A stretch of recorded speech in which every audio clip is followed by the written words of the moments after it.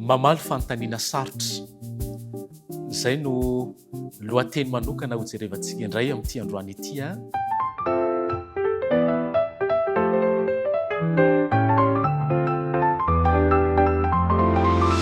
Mbola faly miarabantsika rehetra amin'ity fotoana manaraka ity indray izay ahafahantsika mandalina indray manohy ny fianarana ny tenin'Andriamanitra. Araka nefa voalaza teo hoe lehilahy lohateny mamaly fanontaniana sarotra.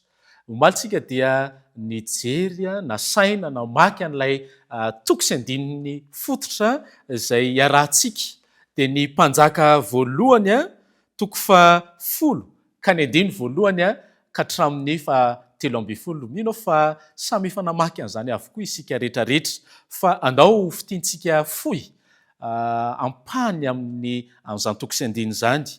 Io toko sy andiny io dia nisy zavatra izay nataony mpanjaka vavy ny Seba. Inona ny zavatra nataony? Namangy nizaha ny fahendrena sy ny fifandraisana tamin'Andriamanitra momba ny mpanjaka Solomona, ity mpanjaka vavy ny Seba ity. Ary amin'ny androantsika dia hanazava tsara ny fomba tokony hizarantsika ny finoantsika amin'ny hafa. Ahoana ary ny tokony ataontsika? Ahoana ny tokony ataontsika mba hizarantsika ny finoantsika amin'ny hafa, hizarahanao ny finoanao amin'ny hafa? Ireto misy teknika anankiefatra mba ahafahantsika mizara izany finoana izany amin'ny hafa. Ny voalohany dia ity: mamboly fifandraisana tsara. Mamboly fifandraisana tsara. Tsarovy fa raha amin'ny toko sy andininy io ihany dia nanao dia lavitra nyity mpanjaka vavy ny Seba ity. Rehefa nandre ny mombamomba an'izany fahendren'ny mpanjaka Solomona izany sy ny hoe fifandraisana tamin'Andriamanitra. Ary dia tena liana tokoa izy. Ary izay fahaliana an'izay dia nisy fanontaniana somary sarotsarotra napetraka amin'ity mpanjaka vavy ny Seba ity. Satria tena liana ny alala momba an'izany Andriamanitra izany izy. Ny zavatra mahafinaritra dia izao: nandray azy tampahalianana i mpanjaka Solomona. Noraisiny, tsy hoe nahilikilikiny fa tena hoe noenoiny ary nandray tsara ilay fanontaniana izay napetraka n'ity mpanjaka vavy ny Seba ity. Tsarovy fa rehefa mihevitra azy ianao, mihevitra ireo olona izay mametraka fanontaniana momba n'ilay Andriamanitra, araka ny jerevantsika tao omaly hoe ny anton'ilay finoantsika, rehefa mandray anazy ampahalianana ianao dia ho vonona koa izy hiaino izay lazaintsika momba an'io Andriamanitra io. Izay ilay voalohany hoe mamboly fifandraisana tsara, dia miaino tsara ampahalianana ilay olona izay miresaka aminao. Faharoa, fantaro ny toerana niaviany. Rehefa miresaka aminy ianao, fantaro tsara hoe iza ilay olona izay miresaka aminao. Ny mpanjaka vavy ny Seba dia avy amin'ny kolontsaina hafa izy.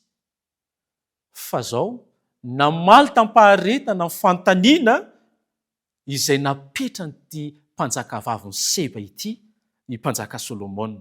Ry tanora namako, i mpanjaka Solomona dia tsy nandahy, na koa hoe nanao vali-braingina an'ity olona izay nanoloana anazy ity, fa averiko mandrakariva niaino tampaharetana ary namaly ny fanontaniana rehetra izay napetrany. Tsy hoe rehefa tsy mitovy finoana amintsika ilay olona dia fahavalontsika, fa heno tsara izy. Ary rehefa mihaino tsara anazy ianao dia miresaha mahitsy momba n'ilay anton'ny finoantsika, dia ilay Jesosy Kristy izany. Ny fahatelo dia ity: miresaha amin'ny fo sy ny saina, ampifantohy azy amin'ny manokana ny fonao sy ny sainao. Tsy valin'ny ara-tsaina ihany no nitadiavin'ity mpanjaka vavy ny Seba ity, fa naniry ny ahita azy mihitsy an'ilay mpanjaka Solomona, ny fahendren'ny Solomona ity mpanjaka ity. Araka ny voalazan'ny toko sy andiny ny mpanjaka voalohany toko 10 ny faharoa, nilaza taminy izay rehetra tao am-pony ity mpanjaka ity.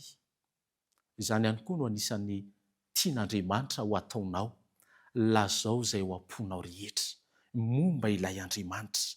Ary voalaza ny 9 sy ny 7, marina ny teny efa reko, fijoroana vavolombelona izay nataon'ity mpanjaka vaviny Seba ity, rehefa nilaza izay tao am-pony momba an'Andriamanitra ilay mpanjakan'ny Solomona, kanefa tsy nino ny filazanao raha tsy tonga taty ka ny masoko no mahita. Mahafinaritra ange zany rehefa milaza ny tena momba an'Andriamanitra izay ao avy ao am-ponao ianao, dia resy lahatra ho azy izay olona miresaka aminao. Ny farany dia ity: miantso anao Andriamanitra, miantso anao Andriamanitra hilaza ny tena hatsarany. Rehefa niresaka tsara ny mpanjaka vaviny Seba sy Solomona dia fantany fa avy amin'Andriamanitra ka ilay fahendrena izay nanana n'ity mpanjaka Solomona ity. Ary izany no tanjon'ilay hoe hay fotom-pinoana. Tsy ny andresiny amin'ny ady hevitra na koa hoe hampidera ny habetsaka ny fahalalantsika, fa ny hoe hanampy ny hafa hahita ny hatsaran'ilay Andriamanitra izay noraisinao, izay antony inonao, izay antony finoantsika tsiraray avy. Mino fa noraisiko sy noraisinao, noraisintsika tsiraray avy izay teknika anankiefatra mba ahafahantsika mamaly ny fantaniana sarotra izay manoloana nao, manoloana olona izay mametraka fantaniana momba n'ilay Andriamanitra izay inoantsika tsiraray avy. Andriamanitra ny hanampy antsika mba hahay handray izany teknika anankiefatra izany isika, ary mba hahay hizara ny hatsaran'ilay Jesosy Kristy izay inoantsika tsiraray avy. Miaraka hivavaka indray isika mba tena hoe iraikitra amintsika mba ahafahantsika mizara ny hatsaran'izany Jesosy Kristy izay inoantsika tsiraray avy zany. Hivavaka isika.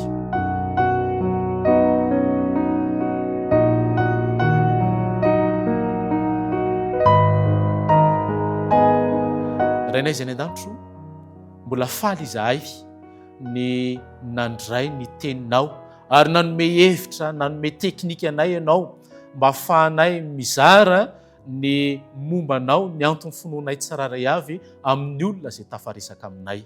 Nanome hevitra anay ianao fa tokony hahay handray tsara ilay olona izahay, tokony ho fantarinay ny olona izay miresaka aminay, ary tokony hiresaka amin'ny fo izahay izay tena mombanao rehetra, ary mangatak'izay Andriamanitra mba ny fanainao ane no ho ato anatinay mba hizara ny tena ny hatsaranao.